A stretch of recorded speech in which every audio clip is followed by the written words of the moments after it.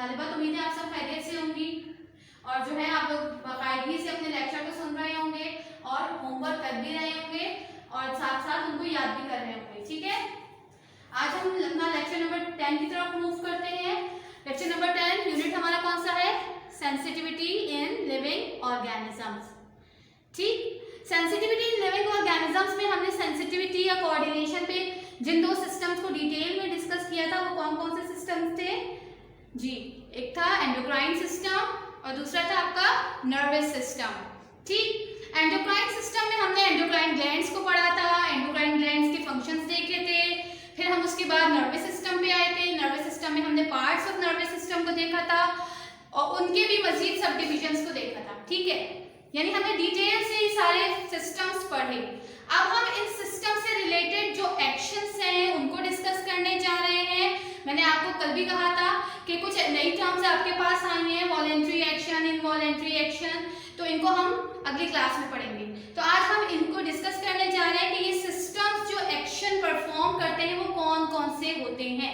सबसे पहली टर्म आपको नजर आ रही है रिफ्लेक्स एक्शन, इनवॉलेंट्री एक्शन। ठीक है, रिफ्लेक्स एक्शन और इनवॉलेंट्री एक्शन। ठीक है, रिफ्लेक्स एक्शन और involuntary action are such type of action which are quick और sudden, which occur quick और sudden, ऐसे एक्शंस जो अचानक हो जाए, ठीक है, और बहुत जल्दी हो, यानी जल्दी परफॉर्म होने वाले एक्शंस हो। ठीक है, वो कौन से एक्शंस होते हैं? रिफ्लेक्स एक्शन, यानी आपके विलिंग एक्शन नहीं होते, आपका ब्रेन इसमें इन्वॉल्व नहीं होता। इन एक्शंस में ब्रेन से ऑर्डर नहीं आता, ब्रेन कमांड नहीं देता, बल्कि ये बहुत ही फास्ट एक्शन होते हैं और अचानक होने वाले रिस्पॉन्सेज या अचानक होने वाले एक्शन होते हैं। इन एक्शन में ब्रेन के तौर पर वर्क कौन करता है? स्पाइनल कॉर्ड, यानी इन एक्शंस में को रीच करना, कमांड देना किसकी जिम्मेदारी है? स्पाइनल कॉर्ड की। Spinal cord interprets the messages and bring about responses. ये एक्शन जब होते हैं तो इसमें आंसर जो है वो ब्रेन से नहीं आता बल्कि स्पाइनल कॉर्ड से आता है, क्योंकि ये क्विक होते हैं, ब्रेन तक जाने में टाइम लगेगा, तो spinal cord as a brain work करेगा और फौरी तौर पर रिप्लाई कर देगा। ठीक है, ये रिस्पॉन्स फौरी तौर पर शो करेगा। लेट्स सपोज कि जो है स्नीजिंग है, छींक आ रही है, आपका जो है ये थिंकिंग एक्शन नहीं है, आपकी विलिंग एक्शन नहीं है, आपने सोच समझ के अचानक आ गई है छींक। ठीक है, इसी तरह से कफिंग, खांसना, this is also involuntary action और रिफ्लेक्स एक्शन। ये एग्जाम्पल हम बार बार डिस्कस कर चुके हैं। बैक टू हैंड, हमेशा हमने यही बताया है कि जब भी अचानक आप क्या करें कि किसी गर्म चीज को हाथ लगा लें और जो है आपको नहीं पता हो कि ये गर्म है, ये ऑब्जेक्ट गर्म था, तो आप क्या करेंगे? अपना हाथ उसके साथ अटैच थोड़ी करेंगे, बल्कि विड्रॉ कर लेंगे, अपना हाथ पीछे कर लेंगे। तो दिस इज रिफ्लेक्स एक्शन। इसी की एक और एग्जाम्पल ले लेते हैं कि आप जा रहे हैं और आप सड़क पार कर रहे हैं, आपको नहीं पता गाड़ी आ रही है सामने से, आपने नहीं देखा, आपको नहीं पता, लेकिन जैसे ही आपने अपने उसको देखा तो आप क्या करेंगे? अपने आप को पीछे की तरफ हटा देंगे। तो this is reflex action. They are quick action in which brain is not involve, और ये एक्शन इनमें spinal cord as a brain work करता है, आपका जो भी स्टिमुलस है उसको रीड करके जो भी रिस्पॉन्स है वो शो करता है। ठीक, तो आपको रिफ्लेक्स एक्शन से क्या समझ में आया कि स्पाइनल कॉर्ड यहाँ क्या काम कर रहा है? सबसे पहले क्या कर रहा है? इमरजेंसी सिचुएशंस में या अचानक होने वाले एक्शन में जो रिस्पॉन्सेज होते हैं वो कौन देता है? स्पाइनल कॉर्ड देता है। ठीक है, spinal cord interprets the messages and bring about the response. और दूसरा काम क्या करता है? रिस्पॉन्स देने के बाद वही मैसेजेस आगे किसको ट्रांसफर कर देता है? ब्रेन को ट्रांसफर कर देता है। इसके बाद जो है वो हम अपने दूसरे एक्शन की तरफ जाते हैं। ये कौन से हैं? Voluntary action.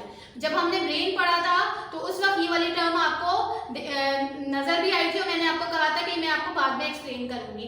Voluntary action, voluntary action willing action, यानी जो हम सोच समझ के अपने ख्वाहिश से करते हैं, अपने मर्जी से करते हैं, वो एक्शन कौन से होते हैं? वॉलेंट्री एक्शंस होते हैं। ठीक है, इट इज विलिंग एक्शन और थिंकिंग एक्शन, यानी हमारी मर्जी के एक्शन या हम सोच समझ के जो काम करते हैं वो वॉलेंट्री एक्शन कहलाते हैं। इसमें इन्वॉल्व कौन होता है? Brain is involve. ये सारे एक्शन किसके अंडर कंट्रोल हो रहे होते हैं? ये ब्रेन के अंडर कंट्रोल काम कर रहे होते हैं, यानी ब्रेन इसमें इन्वॉल्व होता है about the response. Brain he messages को रीड करता है और जो कमांड देनी होती है रिस्पॉन्स के लिए वो कमांड देता है। इसको अपनी एग्जांपल से समझ लेते हैं। सबसे पहले रीडिंग पे आ जाएं, ठीक है। आप अचानक तो रीडिंग शुरू नहीं करते, सोच समझ के। आपसे कोई कहता है, आपके टीचर्स कहते हैं या आपके घर में कोई कहता है कि चलो होमवर्क कर लो, रीडिंग कर लो, तो दिस इज थिंकिंग एक्शन। आपका जो है वो ब्रेन यहाँ इन्वॉल्व है। इसी तरह से राइटिंग, लर्निंग, सीख रहे होते हैं, it is also willing action, voluntary action, speaking, ठीक है। सोच समझ के हम बोल रहे होते हैं, हमें पता है कि हम क्या बोल रहे हैं, ठीक है। तो ये सारे एक्शन जिसमें आपकी विल शामिल हो, आपकी थिंकिंग शामिल हो, these action are called voluntary action, ठीक है। And brain is control these actions. आपका खाना पीना, चलना उठना बैठना, all these action are voluntary action. इसके बाद टाइप ऑफ एक्शन हमारे पास हार्मोनल एक्शन है। एंडोक्राइन ग्लैंड, एंडोक्राइन सिस्टम में हमने हार्मोन को डिटेल से डिस्कस किया था। अब जो हार्मोन एक्शन परफॉर्म करते हैं वो कौन से एक्शंस होते हैं? Hormonal action. It is automatic action या दे आर ऑटोमेटिक एक्शन। हमारी बॉडी में होते रहते हैं, ऑटोमेटिक होते रहते हैं। These action are controlled by endocrine glands. आपने एंडोक्राइन ग्लैंड्स की वर्किंग पढ़ी थी। एंडोक्राइन ग्लैंड्स क्या करते हैं? केमिकल्स या हार्मोन्स को रिलीज करते हैं directly in the blood stream, जो टारगेट ऑर्गन को हिट करता है और रिस्पॉन्सेस शो होते हैं। तो हार्मोनल एक्शन ऑटोमेटिक एक्शन है। इनको कंट्रोल करने वाला कौन है? एंडोक्राइन ग्लैंड्स इनको कंट्रोल करते हैं और ये एक्शन स्लोअर एक्शन होते हैं, ठीक है। आहिस्ता होने वाले एक्शंस होते हैं। इनकी एग्जाम्पल में आप ये देख सकते हैं, maintaining the blood glucose level by insulin. आपने इंसुलिन की टर्म कहाँ पढ़ी थी? जी, पैनक्रियाज को जब आपने एंडोक्राइन ग्लैंड के तौर पर डिस्कस किया था तो वहां पर आपने क्या पढ़ा था कि पैनक्रियाज कौन सा हार्मोन रिलीज करता है? इंसुलिन, जो ब्लड ग्लूकोज लेवल को मेंटेन रखता है। तो ये वाला जो एक्शन है जो कौन से हार्मोन के जरिए हो रहा है? इंसुलिन हार्मोन के जरिए, maintaining the blood glucose level, this is hormonal action, ठीक। इसके बाद आपके पास दूसरा एग्जांपल है maintaining the growth and development bye thyroxine. Thyroxine भी हार्मोन है जो कौन रिलीज करता है? थायराइड ग्लैंड रिलीज करते हैं। और इनका क्या फंक्शन होता है? ये हार्मोन क्या करता है? ये डेवलपमेंट एंड ग्रोथ में इन्वॉल्व होता है, ठीक है। तो ग्रोथ यानी बढ़ने में मदद देता है, केमिकल रिएक्शंस करवा रहा होता है थायरोक्सिन हार्मोन। तो ये भी कौन सा एक्शन है? Hormonal action. Both of them are slower action. तो जो है अब आपको तीनों में डिफरेंस पता चल गया होगा। रिफ्लेक्स एक्शन और इनवॉलेंट्री एक्शन जो कैसे होते हैं? सडन एंड क्विक एक्शन होते हैं जिसमें क्या होता है? ब्रेन इन्वॉल्व नहीं होता और स्पाइनल कॉर्ड इंटरप्रीट करता है मैसेजेस को और रिस्पॉन्स शो करता है। वॉलेंट्री एक्शन जो आपके विलिंग और थिंकिंग एक्शन होते हैं, इसमें क्या होता है? Brain is involve, brain he interpret करता है और ब्रेन ही मैसेजेस इंटरप्रीट करने के बाद कमांड देता है और रिस्पॉन्सेस शो होते हैं, ठीक है। नॉर्मली रोजमर्रा हम सुबह से शाम तक जितने एक्शन परफॉर्म कर रहे होते हैं वो हमारे वॉलेंट्री ही होते हैं, ठीक है।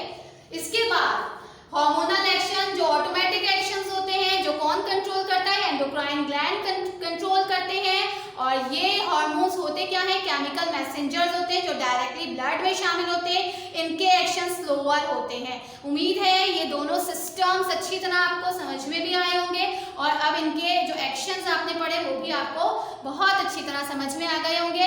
अब काम जी गर्ल्स, आप लोगों ने रिफ्लेक्स एक्शन को भी डिटेल से पढ़ लिया और इसके साथ साथ आपने वॉलेंट्री एक्शन भी पढ़ लिए, हार्मोनल एक्शन भी पढ़ लिए। यहाँ पर हमारे पास एक टेबल बना हुआ है, आपकी बुक में मौजूद था ये टेबल, ठीक है। उसमें कुछ जो है वो स्टिमुलस मेंशन हुए थे और साथ में कॉलम बी में आपके पास रिफ्लेक्स एक्शन यानी उनके रिस्पॉन्सेज मौजूद हैं। जो स्टिमुलस है उनके आंसर्स या उनके रिस्पॉन्सेज मौजूद हैं। इनको देख लेते हैं हमारे पास क्या क्या स्टिमुलस है। सबसे पहला स्टिमुलस है हमारे पास फ्लैश ऑफ ब्राइट लाइट, कि अचानक बहुत ज्यादा तेज रोशनी आपकी आंखों में आती है तो क्या होता है? People of I get smaller. आपकी जो आंख की पुतली होती है वो कैसी हो जाती है? वो बहुत छोटी सी हो जाती है, ठीक है, जिसको हम कहते हैं आंख चुंधिया जाती है, ठीक है। इसी तरह से दूसरा आपके पास स्टिमुलस है स्पेक ऑफ डस्ट टचेस आई। ज़रात है, मट्टी के रेत के ज़रात है, अगर वो आपकी आंखों में आ जाए तो आप क्या अपने रिफ्लेक्स सेक्शन शो करते हैं? आईलिड ब्लिंक, यानी आपकी आईलिड जो है वो क्या हो जाती है? ब्लिंकिंग शो होनी शुरू हो जाती है। ठीक है, पलकें झपकनी शुरू होती हैं, आंखें आप जो है आपके आईलिड जो है वो ब्लिंक होनी शुरू हो जाती है। ठीक है, इसके बाद हमारे पास थर्ड स्टिमुलस है फूड एंटर विंड पाइप। आपको पता है विंड पाइप जो है और फूड पाइप दोनों क्लोज होते हैं, तो आप खाते खाते कभी समटाइम ऐसा होता है फूड कहाँ एंटर हो जाता है? विंड पाइप में चला जाता है। ठीक है, तो अचानक क्या हो जाता है? उसके रिस्पॉन्स में कफिंग, खांसी आनी शुरू हो जाती है। ठीक, तो ये स्टिमुलस है food enter in wind pipe और इसका रिफ्लेक्स एक्शन क्या है? कफिंग। ठीक, इसके बाद आपके पास ये एग्जांपल बहुत बार डिस्कस की है, we have discussed this example many times. Hand touches something hot, this is stimulus और आंसर क्या है इसका? Arm moves away quickly. अगर आपने किसी गर्म चीज को टच कर लिया, अचानक ही टच कर लिया, आपको नहीं पता वो गर्म थी, तो क्या होगा? आर्म्स मूव अवे क्विकली, आपके हाथ वहां से फौरन पीछे हट जाएंगे। ठीक है, तो ये टेबल भी आपने कर लिया। चलिए होमवर्क देख लीजिए। आपको करना क्या है? होमवर्क का है do and learn question H. Question H book का नहीं है, ये जो मैं लिख रही हूँ ना, यहाँ जो लिखती हूँ यही क्वेश्चंस आपको करने हैं, यही फॉर्मेट। ठीक है, क्वेश्चन एच क्या है? Differentiate the voluntary, involuntary and hormonal action and learn it. अब आपको मैंने बहुत डिटेल से तीनों एक्शंस पढ़ा दिए। अब आपको करना क्या है? इन तीनों एक्शंस को डिफरेंस खुद बनाना है और फिर बनाने के बाद उसको लर्न भी करना है। 8th क्लास के स्टूडेंट हैं, अब मैं हाथ पकड़ के आपको नहीं लिखवाऊंगी, ये आपको मैंने अच्छी तरह से समझा दिया है। अब आप इसको स्लाइड को देखिएगा, इस वीडियो को बहुत गौर से, फिर सॉर्ट आउट कीजिएगा क्या डिफरेंसेस हैं इनके अंदर। डिफरेंस फॉर्मेट पे 3 कॉलम बनाएंगे, तीनों एक्शंस के ऊपर हेडिंग डलेगी और तीनों के पॉइंट्स लिखेंगे। चाहे आप 2 पॉइंट्स बना रहे हैं, चाहे 3 पॉइंट बना रहे हैं, लेकिन ये आंसर आपको खुद करना है। ठीक है, उम्मीद है आज का लेक्चर आपके समझ में आ गया होगा। ठीक है, अगले लेक्चर में मुलाकात होगी। अल्लाह हाफिज।